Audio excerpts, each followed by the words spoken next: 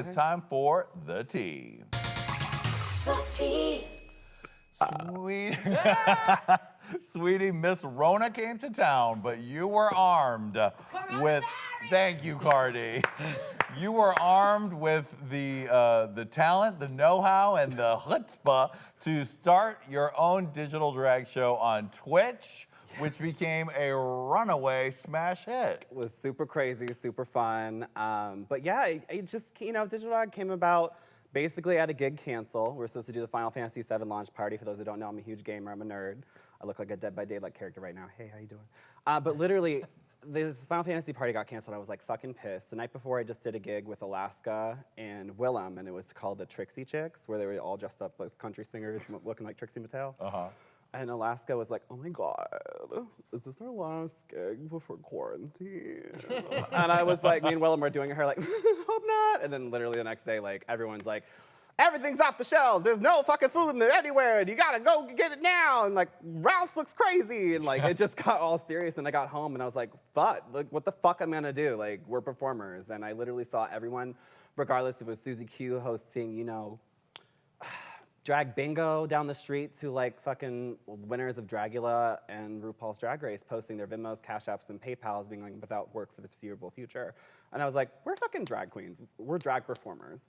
We can fucking figure this out. So literally, out of like that cancellation of that gig, I was like, what are we gonna do, digital drag? And then my roommate, my co-producer, Meg Chase, hey Megan, came out of her room and she was like, that sounds like a great idea.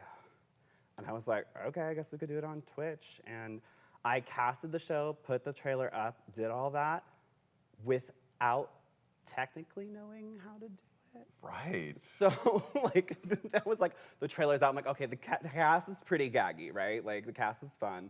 But literally like the next day we were in Paper Magazine. I was like, oh wait, shit. Like, and then I got carried away with the press and then it was like Wednesday night, it was like, me and Megan were like, we don't know how to do it right. And the whole show, our very first show was all live because that was part of like what we liked about drag was like the live element. Because if a girl's wig flies off, that could probably be part of the best part of the number, right? Right, Because she could like recover or be the worst part of the number, but it's online later and you can watch it back in reverse. For instance, there's a video of me falling off of Atlanta Pride stage, 9-foot platform, super fun. Kids, it's really great. Anyway, regardless, like live drag is super fun, right? So that's what we wanted and we cast the show, and in the middle of the night, my friend 8-Bit Dylan, Hype 8-Bit Dylan from Twitch, we were like trying to like telecast it because we were trying to like delay the music and make sure like regardless of what cell phone connection or Wi-Fi you were using, that it was kind of like all the same. And we tried our best to make it as good as we can. Y'all watched. It was like a B+. Maybe C for creative, right? But yeah, we figured it out and it was super fun. Like in the middle of it, I literally, like when we finally figured it out, I was like, I got like the biggest rush of my life. But right before we were like so frustrated, we were like so close. I'm like, my grandfather did like, was Houston, we have a problem? He was Houston. Wow, yeah, really? He was like, oh bitch, I gotta figure out the mathematical problem. Like he was in. Hi, Grandpa.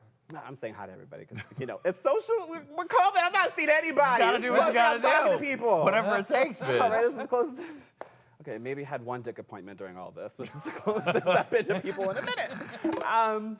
So like in the middle of all that, I was like, holy fuck, like my grandfather got us to fucking move. I can figure out this shit. And we figured out in the 8th hour and did the show. And within the first 10 minutes after DJ Mateo's DJ set, we were at 10,000 live viewers. Wow. And over the course of that show, we had over 70,000 viewers. And then it took off, honey. It went like gangbusters. Yeah. It just, people were responding, and I was like, yeah, we can keep it going. But, a lot of people have kind of, like, copied our business model, and, like, people might be shady about that, but, like, this is a pandemic. And I made the show specifically because when I saw all my friends, all people that I'm inspired by, like, people that I value, just post their Venmos, Cash App, and PayPals without work, and, like, I don't know what I'm gonna fucking do. And I literally did the show to help performers in my community. So if you took that business model, if it worked for you, great. Like a lot of, like I can't cast everybody in a fucking show. That show would be like all week long. And you probably would have seen me jump the bus or something like halfway through COVID. Literally, during the 15 shows back to back to back, we did like, all original numbers, super fun. Myself, Vander Von Odd, my drag mother, Kiara, and Landon Sider, and DJ Mateo. That's like the core cast of the show. Yeah.